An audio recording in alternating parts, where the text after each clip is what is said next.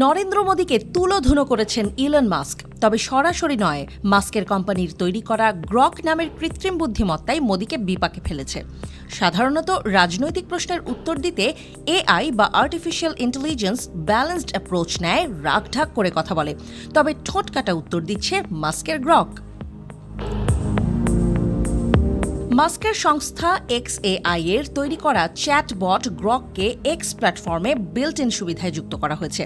Grok ডেভেলপকারী সংস্থা XAI এর দাবি, গ্রকের তীব্র রসবোধ রয়েছে, আর গ্রক 3 হল এই চ্যাটবটের সাম্প্রতিকতম সংস্করণ। তবে গ্রক সবচেয়ে বিব্রত করছে মোদি ও তার প্রশাসনকে। গ্রকের আনফিল্টার্ড উত্তরকে ঘিরে আলোচনার মাঝেই আরও একটা ঘটনা ঘটে। এই চ্যাটবট নরেন্দ্র মোদীর ক্ষমতাসীন ভারতীয় জনতা পার্টির সমালোচকদের কাছে দ্রুত প্রিয় হয়ে উঠছে।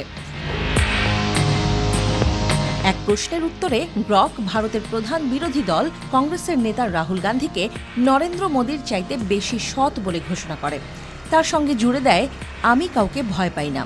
অনেকটা ইলন মাস্কের মতো যেন এক গুয়ে আচরণ করছে তার গ্রক। মোদীকেও সে তোয়াক্কা করছে না। এই কাণ্ডই বিজেপির মনে ভয় ও আক্রোশ বাড়াচ্ছে।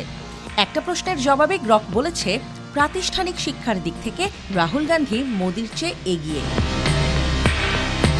এমনকি নরেন্দ্র মোদীর সাক্ষাৎকার নিয়েও মন্তব্য করেছে। গ্রক দাবি করেছে, ওই সাক্ষাৎকার প্রায়শই স্ক্রিপ্টেড মনে হয়।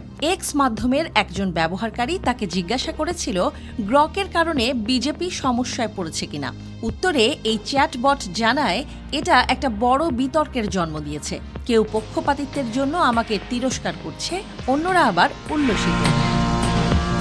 তবে গ্রক কেবল মোদি নয়, ট্রাম্প এমনকি ইলন মাস্ককেও ছাড়ছে না। গ্রককে জিজ্ঞাসা করা হয়েছিল, এক্স হ্যান্ডেলে কে সবচেয়ে ভুল তথ্য ছড়ায়। তার উত্তরে এই চ্যাটবট জানায়, এক্সে প্রকাশিত সাম্প্রতিক মনোভাব ও রিচ দেখে মাস্ককে একজন শক্তিশালী প্রতিযোগী মনে হয় বটে, তবে আমি এখনই তাকে শিরোপা দিতে পারি না।